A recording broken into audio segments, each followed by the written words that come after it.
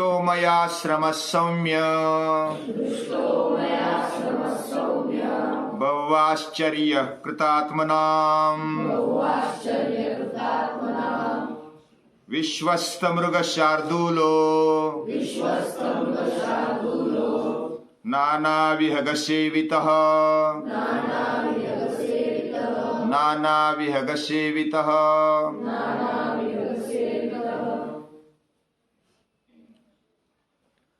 राम लक्ष्मण व सीता माता की खोज में आगे बढ़ रहे हैं।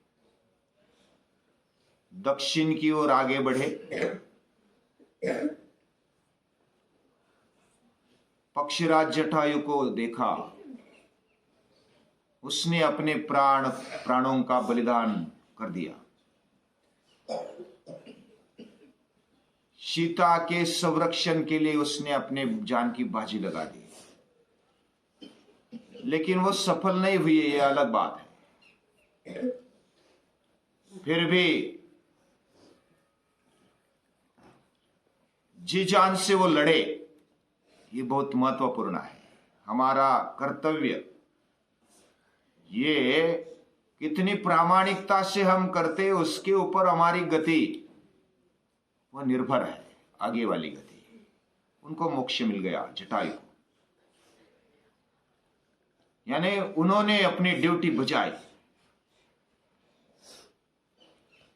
फिर वो आगे बढ़ते हैं राम लक्ष्मण, और आगे बढ़ते बढ़ते बीच में राक्षस लगे। कबंध जैसा राक्षस, पहाड़ जैसा राक्षस बीच में आया। वो पहले समझ में नहीं आया, जब समझ में आया तब वो उनके हाथों में थे, राम लक्ष्मण। और समझ में आने के बाद दोनों बाहें काट डाली। फिर कबंध को भी लगा कि ये मेरे उत्शाप के लिए ये जो राजकुमार बताए थे ऋषि ने, वही वे है। और उन्होंने अपने प्राण फिर वो अग्नि में डालते हैं, और दिव्य देह धारण करते हुए कबंध फिर दिव्य लोक चले जाते हैं। कबंध ये महान राक्षस होने के बावजूद भी राम के काम आते हैं, राम को फिर आगे का रास्ता बताते हैं। आगे आपको सुग्रीव जो सूर्य पुत्र है वे मिलेंगे। उनके पहले मतंग मुनि का आश्रम लगेगा, उधर शबरी माता रहती है, वो आपकी राह देख रही है। आगे बढ़कर सुग्रीव भी मिलेंगे, वो कौन सी अवस्था में है वो भी बताए। इस प्रकार वो आगे बढ़े तब ऋषमुख पर्वत की ओर बढ़ते बढ़ते बीच में मतंग मुनि का आश्रम लगता है। पंपा सरोवर बीच में लगता है, और पंपा सरोवर के नजदीक ये मतंग वन, उसके जो अरण्य था उसका नाम भी मतंग वन है।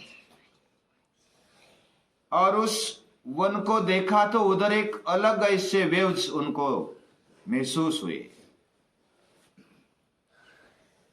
जैसे हम इधर पाठशाला में रहते हैं तो जो बाहर जाते आते उनको पता है कि इधर एक अलग वेव्स हमें महसूस होते हैं, क्योंकि हम सब एक सकारात्मक वातावरण इधर हर एक के मेहनत से तैयार होता है। वैसे उधर वो मतंग वन में मतंग मुनि के तप के कारण, उनके मेहनत के कारण वो वन बहुत ही अच्छा बन गया है। विविध ऐसे अलग अलग प्रकार के वृक्ष है जो औषधि और वन्य ऐसे वृक्ष जो वन की शोभा बढ़ा रहे हैं। अलग अलग प्रकार के पंछी है, और उस भाग में पहुंचने के बाद उनको बहुत ही सुकून लगा, प्रसन्नता लगी कि ये इधर कुछ अलग है। पंछी बहुत ही आराम से और बहुत ही शांति से रह रहे हैं। इसका मतलब कुछ आवाज नहीं करते, ऐसा नहीं, उनकी किलबिल जारी है, बहुत ही आनंद से वो रहते हैं। इसका वो प्रमाण उधर देखने को मिला। और उधर फिर आश्रम की ओर जाते हैं जिधर शबरी माता रहती है। और उस आश्रम में प्रवेश करते ही जब पहले ऋषियों ने, मुनियों ने, कबंध ने बताया था कि ऐसा ऐसा है, तो वैसा ही देखने को मिला। शबरी माता आती है, दर्शन करती है कि मैं आपकी राह देख रही हूं। उनके चरणों में लगती, इतनी उम्र होने के बावजूद भी बूढ़ी है, फिर भी वो नतमस्तक होकर उनके चरणों में गिरती है और उनका स्वागत सत्कार करती है, अतिथि सत्कार करती है कि मैं आपकी राह देख रही हूं। वैसे वो अगर देखी जाए शबरी, वो आज की भाषा में निचली जाति की थी, फिर भी राम ने उसके स्वागत का अवहेर नहीं किया। उनका स्वागत उन्होंने बहुत ही आनंद से स्वीकारा है। उनके फल खाए उन्होंने जमा करके। हर रोज वो ऐसा बोलते हैं कि कब आएंगे कब आएंगे। तब तो कोई फोन नहीं था या तो मैसेज आने वाली ऐसी कोई चीज नहीं थी। फिर भी ऋषियों के कहने पर, उनके जो आश्रम में रहने वाले ऋषि थे मतंग मुनि, वो अब नहीं रहे थे, वो दिव्य लोक चले गए थे, यानी कि अपना देह त्याग कर वो चले गए थे अपने निज धाम। तो शबरी अकेली, कुछ सहायकारी होंगे, वो अकेले उस आश्रम की देखभाल कर रहे थे। ऋषियों ने, मुनियों ने लगाए वृक्षों को पानी देना, उनके फूल फल जो गिरे हुए उनको इकट्ठा करना,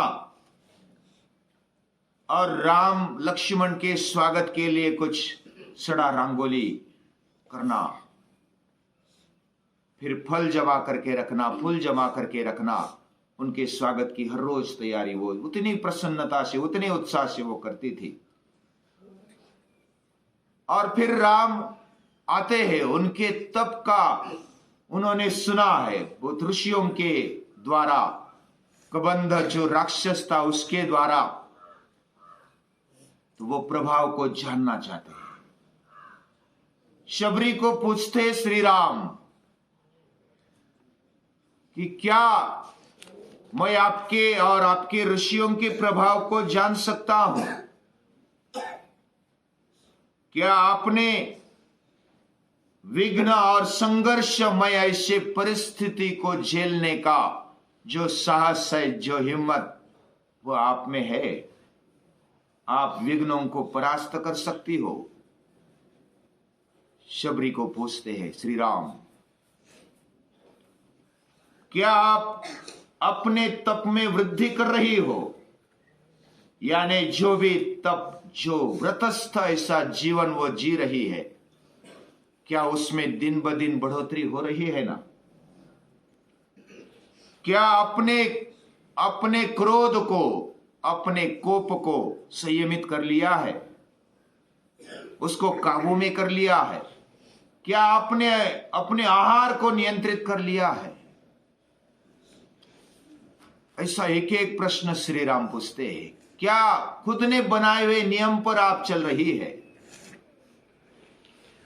और क्या अपना मन सुख से, स्वस्थता से रहता है? क्या आप गुरुओं की शुश्रूषा करती है? और क्या आप उसमें सफल है ऐसा आपको लगता है? आप संतुष्ट है ऐसा लगता है? क्या अभी भी अस्वस्थ है? तो शबरी माता बोलती है कि ऋषियों के, मुनियों के आशीर्वाद से मैं सफल हूं। मेरे मन में अस्वस्थता नहीं है। मैं अपने बनाए हुए नियम के अनुसार मैं चल रही हूं। मैंने मेरा क्रोध, मैंने मेरा आहार संतुलित कर लिया है, मेरे काबू में कर लिया है। मैंने विघ्नों को पार करने की जो मेहनत है वह भी मैं करती हूं, और इस प्रकार मैं अपने तप में हर रोज वृद्धि कर रही हूं। चलो मैं आपको दिखाती हूं आश्रम में क्या क्या मैं कर रही हूं।